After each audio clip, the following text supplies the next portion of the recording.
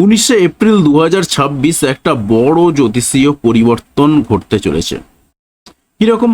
শুক্র অর্থাৎ ভেনাস, এই শুক্র কি করছে না নিজের ঘরে প্রবেশ করছে, অর্থাৎ নিজের যে ঘর বৃষ রাশির ঘর, সেই বৃষ রাশির ঘরেতে প্রবেশ করছে। আপনার জীবনে কি আসছে তাহলে? প্রেম, নাকি অর্থের বড় সুযোগ, নাকি এমন কিছু যা আপনি নিজে কখনো কল্পনাও করেননি? এই এক মাস অর্থাৎ 19 এপ্রিল থেকে 13ই মে, এই সময়টাতে কিছু রাশির জীবনে চমকপ্রদ কিছু উন্নতি ঘটতে চলেছে। আবার কিছু রাশিকে নিতে হবে সতর্কতা। আপনার রাশি কি এই লিস্টে আছে? এই ট্রানজিটের ফলে কারা লাভবান হতে চলেছেন, নাকি আপনাকেই নিতে হবে একটা বড় সিদ্ধান্ত, নাকি বড় সমস্যার মুখোমুখি আপনাকে ফেলে দেবে? ভিডিওটা শেষ পর্যন্ত দেখতে থাকুন, কারণ আপনার রাশির জন্য আমি বলবো একদম পারফেক্ট স্পেসিফিক ভবিষ্যৎবাণী। তবে শুধুমাত্র ভেনাসের সাপেক্ষেই কিন্তু আমি বলবো, অর্থাৎ শুধুমাত্র শুক্রের সাপেক্ষেই বলবো, যদিও বা তার মধ্যে বেশ কিছু পরিবর্তন আসবে, সেগুলো আমি অ্যাড করে দেব। তবে মেন ফোকাস হবে ভেনাস। তাহলে ট্রানজিটের যদি আমরা ব্যাকগ্রাউন্ডটা দেখে নিই, ট্রানজিটের ব্যাকগ্রাউন্ডে কে রয়েছে? 19 এপ্রিল 2026 থেকে শুরু করে একেবারে 13ই মে 2026 পর্যন্ত শুক্র থাকছে বৃষ রাশিতে, অর্থাৎ নিজের ঘরে। এটা তার বৃষ রাশির নিজের ঘর। এরপরেতে সে তার চলে যাবে আবার মিথুন রাশিতে। তো আপাতত যে এই ঘরে থাকবে তার নিজের ঘরেতে, এর ফলে কি হবে? প্রেম, সম্পর্কের উন্নতি, সৌন্দর্য, বিলাসিতা, অর্থ, এই ধরনের বিষয়গুলো কিন্তু জোরালোভাবে প্রভাবিত হবে। সেটা নেগেটিভলি হতে পারে, পজিটিভলি হতে পারে। তো সম্পূর্ণ ভিডিওটা দেখে নেওয়া যাক। ধনু রাশির মানুষদের কি ক্ষেত্রে কি ঘটনা ঘটবে? ধনু রাশির মানুষদের জন্য যদি বলি, এটা হচ্ছে তার 6 নম্বর ঘর। তো 6 নম্বর ঘর থেকে আমরা কি দেখি? রোগের ঘর, চাকরির ঘর। তবে চাকরি বলবো না, পরিশ্রমের ঘর। এই জায়গাগুলো দেখা হয়। পাশাপাশি ধার দেনা সংক্রান্ত জায়গাগুলোকে দেখা হয়। অর্থাৎ এই জায়গাতে ধনু রাশির মানুষদের কি ঘটনা ঘটবে? কাজের জায়গাতে কিছুটা উন্নতি হওয়ার সম্ভাবনা রয়েছে। কাজের জায়গাতে একটু কমফোর্ট ফিল করবেন। কর্মক্ষেত্রে তিনি যে পরিশ্রম করছেন, সেই পরিশ্রমের জায়গাতে একটু কমফোর্ট ফিল করতে পারেন, সেই সম্ভাবনা রয়েছে। অর্থাৎ কাজের জায়গায় উন্নতি। তার সঙ্গে সঙ্গে কি হবে? নতুন কাজ বা নতুন ভালো কোনো প্রজেক্ট আপনি হাতে পেতে পারেন, যে সমস্ত ধনুরাশির মানুষরা রয়েছেন। তার সঙ্গে সঙ্গে কি ঘটবে? স্বাস্থ্য ভালো থাকবে। আমরা বর্তমানে ভেনাস বা শুক্রকে কিন্তু খুব ভালো গুরুত্ব দিয়ে থাকি, কারণ বর্তমান সময় হচ্ছে কি একটা ভোগ বিলাসের যুগ।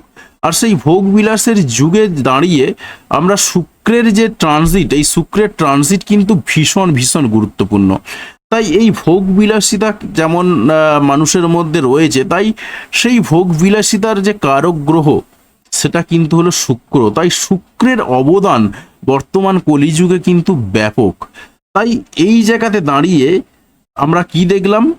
যে সমস্ত ধনুরাশির মানুষজন রয়েছেন, তাদের স্বাস্থ্যের উন্নতি ঘটবে। তবে যাদের জন্মছকে একটু খারাপ জায়গায় রয়েছে ভেনাস, তাদের কিন্তু উল্টোটা ঘটলেও ঘটতে পারে। আপনার জন্য একটা পরামর্শ রয়েছে, সেটা কিরকম? অতিরিক্ত কাজের চাপ কিন্তু নেবেন না, এটাকে একটু অ্যাভয়েড করে চলুন, তাহলেই চলবে। তাহলে আপনার রাশির এই প্রভাব কেমন লাগলো সেটা অবশ্যই কমেন্টে জানাবেন। আর এই রকম আরও অ্যাস্ট্রোলজির আপডেট পাওয়ার জন্য চ্যানেলটা অবশ্যই সাবস্ক্রাইব করে পাশে আসা বেল বাটনটা অবশ্যই প্রেস করবেন। আরও বেশ কিছু কথা রয়েছে, অবশ্যই ভিডিওটা শেষ পর্যন্ত দেখবেন। যেহেতু এতদূর পর্যন্ত আপনি শুনেছেন, আর কয়েকটা কথা শুনে যাবেন, কারণ আপনার ভীষণ ভীষণ কাজে লাগবে, বিশ্বাস করুন। কারণ অ্যাস্ট্রোলজিক্যালি অ্যাওয়ার্ড হওয়াটাও কিন্তু ভীষণ দরকার। এবারে আসি কয়েকটা প্রসঙ্গে। কিরকম প্রসঙ্গ? আমি এই যে বলে গেলাম যে সিস্টেমটা আপনাকে বোঝালাম, সেটা কি বললাম? সেটা বৈদিক অ্যাস্ট্রোলজি সিস্টেমে বললাম। অর্থাৎ কোন গ্রহ কোথায় বসে রয়েছে, তার রেসপেক্টে কোথায় কি ঘটনা ঘটছে বা কি অবস্থান হতে পারে, সেটা বললাম। এবার আপনি যখন আমাদের কাছে আসবেন বা আমার কাছে আসবেন, আপনি অনলাইনেও আসতে পারেন, অফলাইনেও আসতে পারেন। তো যখন আসবেন তখন কিন্তু আমরা বৈদিক অ্যাস্ট্রোলজি সিস্টেমে কাজটা করব না। আমরা যে সিস্টেমে কাজ করব সেটা কি সিস্টেম? সেটা হচ্ছে কেপি সিস্টেম, কেপি অ্যাস্ট্রোলজি। আপনি চাইলে গুগলে সার্চ করে দেখতে পারেন যে কেপি সিস্টেমটা কি।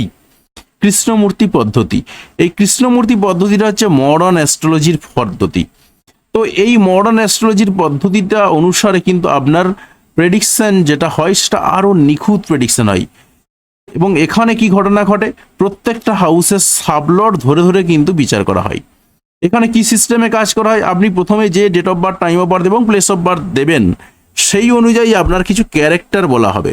যদি ক্যারেক্টারের সঙ্গে মিলে যায় তো ভালো, আদারওয়াইজ কি করতে হয়, আমাদেরকে আপনার জন্মের টাইমটা সংশোধন করে নিতে হয়। কারণ কৃষ্ণমূর্তির অ্যাস্ট্রোলজির পদ্ধতিতে 2 মিনিটের পার্থক্য কিন্তু বিরাট বড় পার্থক্য। কারণ 2 মিনিটের জন্য সাবলট চেঞ্জ হয়ে যেতে পারে, আর সেই সাবলট চেঞ্জ হয়ে যাওয়ার জন্য আপনার পুরো ক্যারেক্টার চেঞ্জ হয়ে যাবে।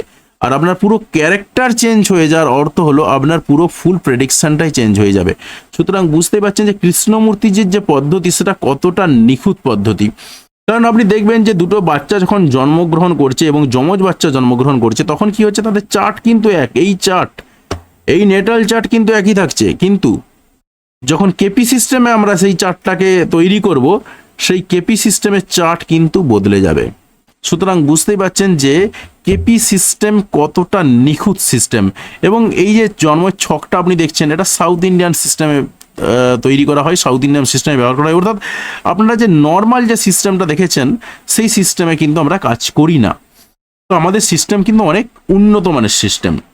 এখানে যে সঙ্গে সঙ্গে আপনি আসলেই আপনাকে আংটি পরিয়ে দেবো এমনটা নয়। কিন্তু অনেকে মনে করেন, অনেকে কমেন্ট করেন, আসলে কিছু করার নেই, মনে করাটাই স্বাভাবিক, কিন্তু এমনটা নয়।